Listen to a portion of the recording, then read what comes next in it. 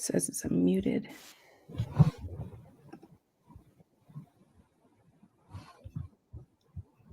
Mine says I'm muted. Can you hear me? I can hear you. Can you hear me? Yep.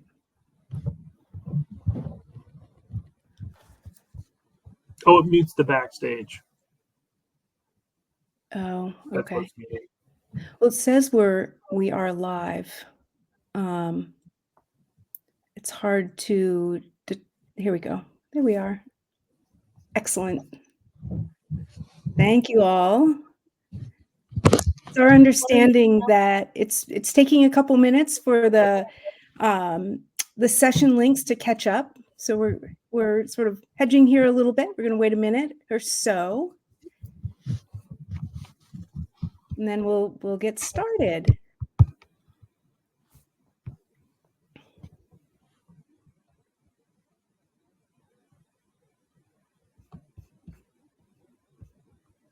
All righty. Well, welcome everybody. You are, and I'm not sure if this is the second or third session of the day, but you have just joined us for automation techniques to simplify updating RENXT portfolio progress. Just a little bit of housekeeping. There will be we are recording this, and it'll be available within 24 hours of the session on demand. And if you have any issues that are coming up in terms of sound or can't see anything, pop it in the chat. I'll do my best to respond to it and see if we can't troubleshoot together. My name is Michele Koening. I am a customer success manager on the K-12 vertical at Blackbaud. For those of you who may be asking yourselves, what is a customer success manager? I partner and advise to help customers drive increased value from their existing Blackbaud solutions and services towards your desired outcomes. So essentially, all the stuff you've spoken to sales about and all the reasons that you chose to use the Blackbaud solutions, when you were doing that, you articulated some outcomes. We kept track of them, and we want to work with you to make sure you're meeting those outcomes. I am here really just to facilitate the questions and answers for Doug. And as I said, I'll be watching the chat as well. But I'm happy to introduce Doug Foley from the Archdiocese of Omaha.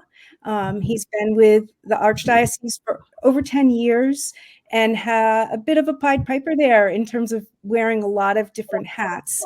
Most recently, in the last 4 years, focused specifically on Razor's Edge NXT and automating and getting that team up and running and using it to the best of their ability. And he's about to share some of his knowledge with us today. Doug, I'm going to hand it over to you. I'm pretty sure you're going to share your screen. Yep. And then once we get up and running with that, I will head backstage to watch the questions and answers.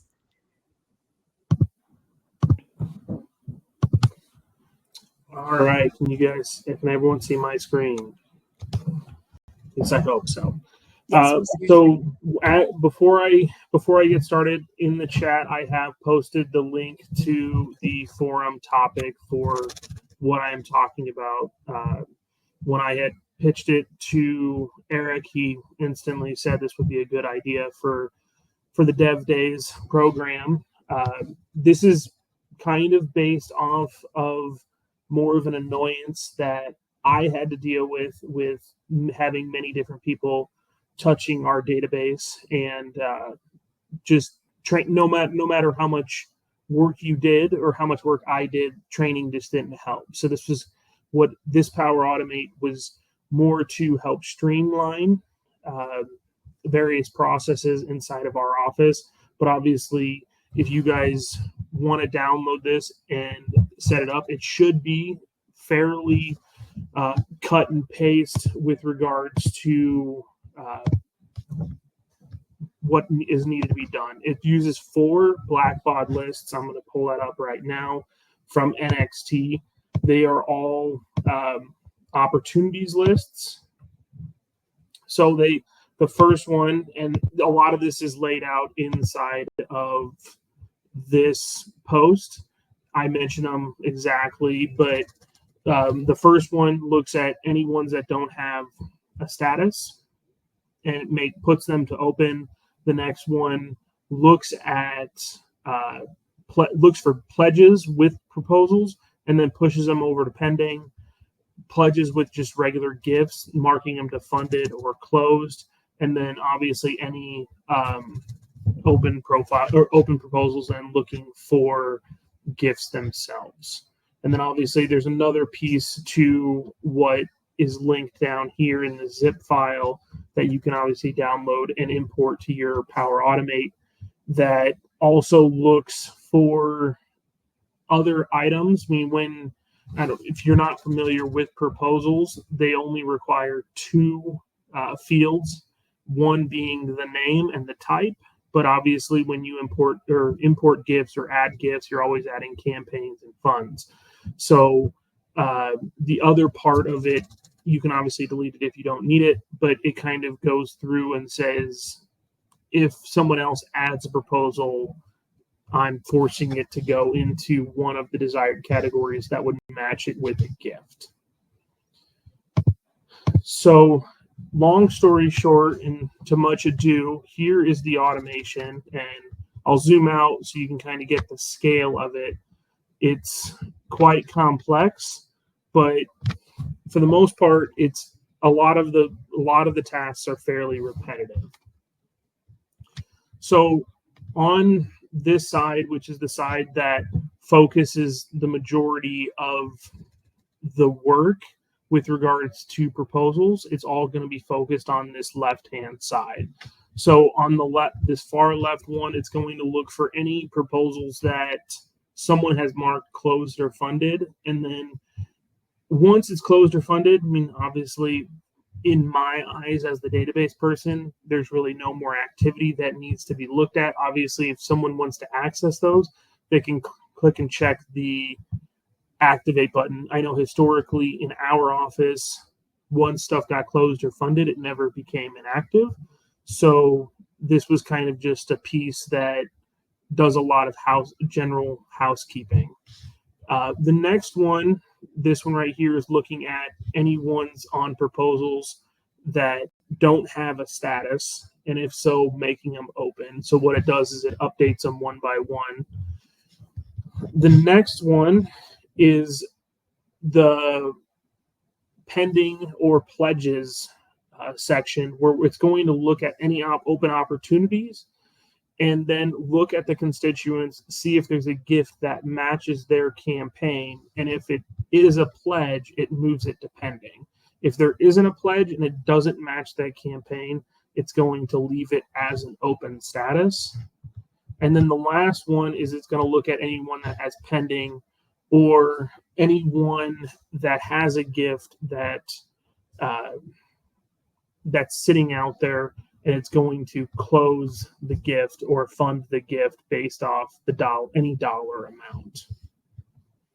And as I said towards the end, or earlier, the other piece of this is kind of another cleanup piece where if someone goes in and makes another proposal, it will go through and it will actually look for the name or the type. And then right now we're only using proposals. We've only been using it for 5 years. So we have a lot of growing pains. We've changed a lot since we started. And since I've started in this position 3 years ago, we've changed how we look at proposals many times, unfortunately. And no matter how much training we do, it never fixes the problem with regards to other people adding proposals in our stewardship department. So what this does is it looks at the required fields, such as for us, Archbishop Dinner for Education or the annual appeal, and then it attributes based off of how we set up the funds or the campaigns to something in a common variety that it would be eventually able to link up to a gift.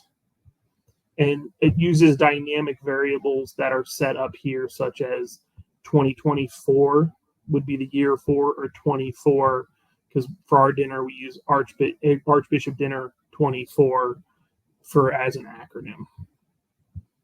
So at that point in time, I'm going to stop sharing my screen. Obviously, as I said, I have the link for the automation proposal or on the Power Platform in the chat window. Obviously, I can share it again here for anyone that didn't get it the first time. But that's basically my presentation. I bare bones, not much, but obviously it's something as a headache that I had to deal with. I'm assuming many of you've had to deal with as well if you're using proposals, that it just eliminates a lot of the extra legwork that we have to do as a database person.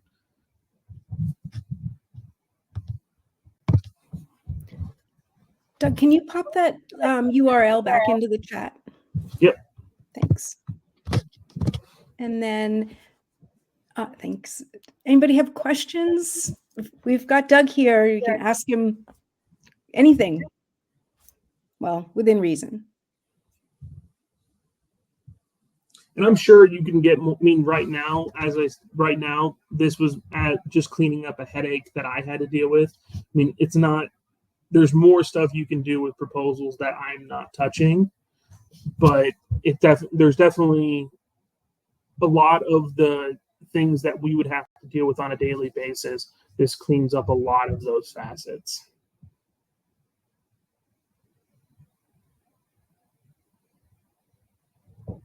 You got a standing ovation there.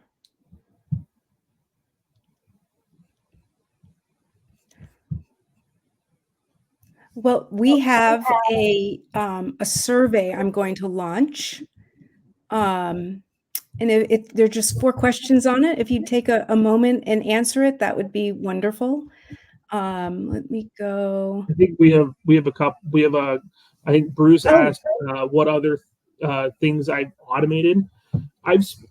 When I went to BBCon last year, I guess probably a couple months ago, I forgot what conference or which presenter I went to, but they were doing one of their automations, and when I spoke when I talked about their, one of the things I mentioned is when I learned how to do the automations, I focused on what can save me time, not as much headache. This one's a headache, but the other mostly saving time. And a lot of our reports run out of database view, so I run a lot of automations through out of database view into Excel, and I do a lot of Excel scripting and formatting, and I don't even touch reports anymore. So I do that for reminders, like we have a special Archbishop Committee for Development. They get reminders quarterly, and I don't want to have to deal with doing these fancy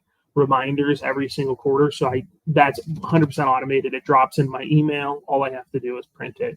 But then also just fund reporting and a lot of general metrics. I have those all running through automations. There's another question in here, Doug, from Christopher Blitz. Obviously, there'll be some things that we would have to adjust depending on how we keep our data. Would you recommend adjusting to a standard for proposals?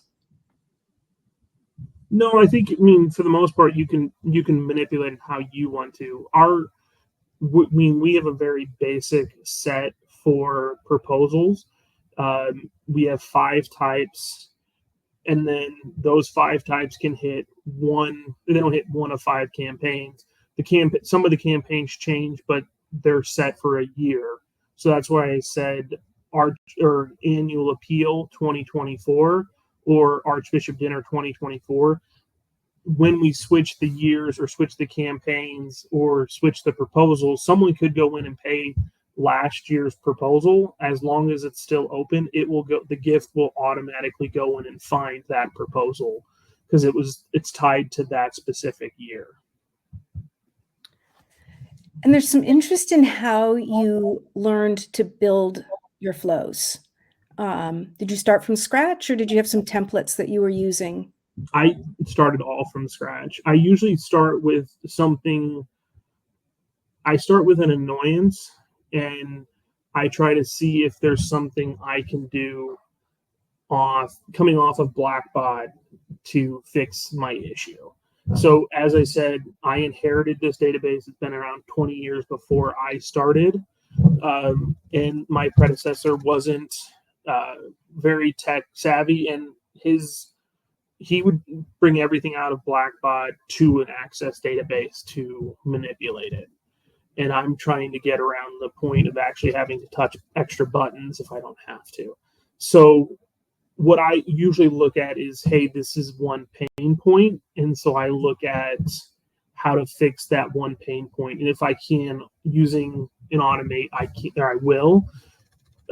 I know for some other, just as some other examples of this gets ran on, and I guess I can show my screen, but this gets ran on my daily tasks. So those two arms get ran as part of more daily items. So I have another line to this is I have it going through and combing for specific constituents that we send emails only. So like if a parish gives to us, we send an email only. I don't want to acknowledge those gifts. Or if we donate to ourselves, like so if we donate to our own endowment, I don't want to acknowledge those. So I have that combing through and trying to correct any data errors that NXT allows me to access on the Power Automate side. And there, Mark has a question about the value in linking gifts to opportunities. So this automation links the gifts as well. Mark, does that answer your question? I don't entirely see the value of linking the gifts entirely. I mean, as the database person, but I know as a stewardship person, our stewardship department sometimes pulls reports based off contributing people that have given to proposals. In this facet, you could put an and some sort of function into the section that looks for open or pending and have it do a total. I didn't do that because I looked at it as if a person gave 1 penny towards a $5,000 proposal or a $50,000 proposal, they technically funded something. That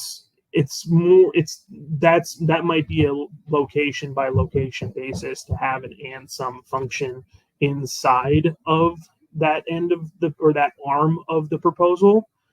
But I looked at it as if they gave, as I said, 1 penny, it's funded because they technically tried. Whether or not whether or not our stewardship department or whether or not you see it that way, it's up to you. But for us, and I feel at that point, they tried.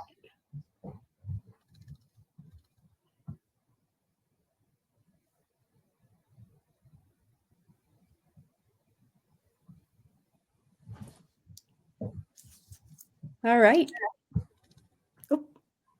So there's lots of people chiming in just in support of linking the two and providing opinions. And I think it just depends on how you look at and how you get the data for your proposals out of the system.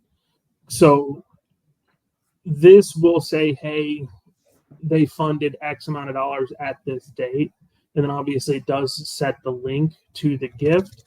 But a lot of the times our stewardship department goes and pulls their portfolios and will say, how much is this person given, not to just this one proposal, but as an aggregate. So they're not looking at the 3 times we specifically approach them for specific proposals. They're looking at it as an aggregate. So if they didn't get a proposal for the seminary collection, but they donated to the seminary collection, when they talk to them overall, they want to say, hey, we also want to thank you for that. So it just kind of, there's a different perspective on both sides. I mean, on a stewardship side, you want to see the action linked with the proposal, linked with the gift. But depending on how you look at it, you can also go the other direction of saying, well, we're going to poll that constituent and look at them when we can have the phone call with them.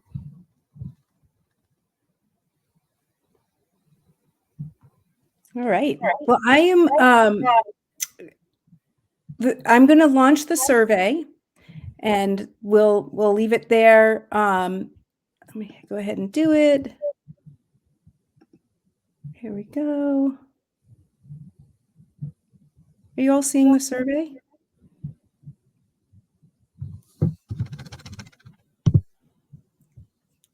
Do you see it, Doug? I see it on the side, and it says closed survey, so I would assume. Yeah, I think it's right. All right. So while everybody's filling that out, just as a reminder, that a recording will be in the Event Hub under On Demand, and it should be there within 24 hours of now. So thanks for joining us, Doug. Thank you so much for sharing your insight and your knowledge. And I love how this community works together and is so supportive of each other. Yeah, thank you all for attending. I hope it was helpful. So, yeah, you're getting lots of kudos. Thanks a bunch. I hope Ren is still sleeping. She is. Everybody, Doug has a 3-month-old daughter who's napping. He's multitasking like a good dad. Hope you didn't mind I said that. She is sleeping, thankfully. Good point, Chris. All righty. I think I'm good to close the survey. All right. Thanks a bunch, Doug. Thank you. Take care. You too. Have a good day.